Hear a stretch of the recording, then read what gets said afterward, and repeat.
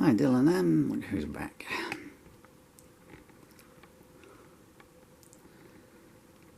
Mr. Peckyhead.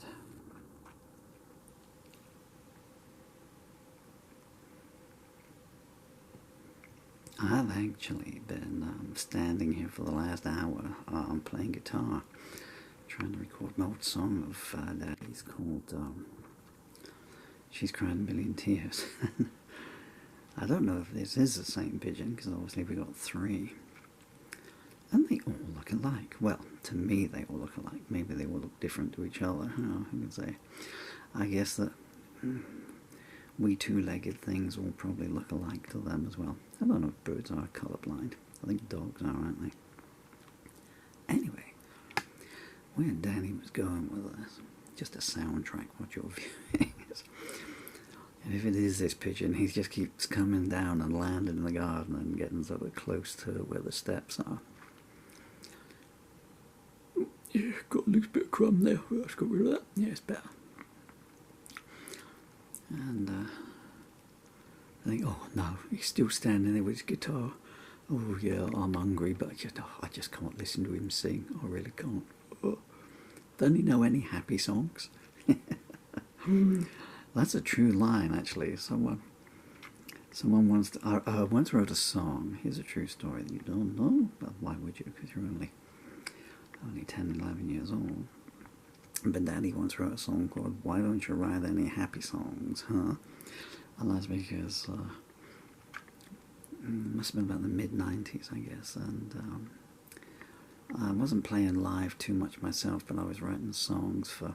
In those days, they were recording studios, you know, that we struggling, impoverished musicians had to save up for them by studio time and go in and get ripped off by unscrupulous recording engineers and stuff, who'd say, oh yeah, it's 50 quid an hour pay up front, and then when you go to get your tape, they say, oh well, you know, we still need to mix it, got another 50 quid. Then we paid you. And they'd be, that'll teach you to pay up front, won't it, you know? But I used to hang around the recording studios and stuff, you know, because bands, they could only ever write one or two songs, but, you know, Daddy's like, you know, pretty prolific and stuff. So I'd write songs, you know, just to sell on or license, really, you know, I'd let them use them and stuff. Or I'd finish off some of their songs, you know, they maybe had a verse and the start of a chorus. But anyway, so I was sitting on the sofa where the cinema used to be in Yeovil. That turned into a recording studio, and I was sitting on the sofa there one day and I was writing little lyrics, and I said the band was called Ship of Fools, and it wasn't an inappropriate name in many ways. And I said to the drummer, a friend of mine called Chris, and I said, is this any good to you guys? And he sort of perused the lyrics, you know. And he said, don't you ever write any happy songs? So, but you know what Daddy stuff's like, it's social commentary and stuff. I don't know if you can see this here, if I view over here. There, and there's some poor little sparrows there. They're having to do with the crumbs. Well, this fella here hogs all the good stuff. I think all the seeds have gone. I don't know if you can notice what's in the tray. Let's just see how far Daddy can. No, it's going to get blurred in the zoom. I think when you go a certain distance, it just starts picking up all the marks on the window pane. But they had birdseed and sesame seeds, and I think there's a bit of bread in there. Don't walk in your food. They're bad manners.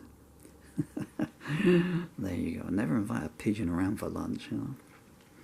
And you can see the size of it now. You know, I was telling you on the telephone last night just how big it is. Well, now you've got some perspective, so you can see the pigeon against the size of the sparrows, yeah. So that gives you some idea of just how large it is. How it takes off, I just cannot imagine. I can only assume that it's got a strong elastic band that is wedged between two trees. And look, it's about to take off now. And when it's eaten its fill, and there's one of the garden tits come down there, it wedges itself into that, pulls it back, and launches itself up ballista style.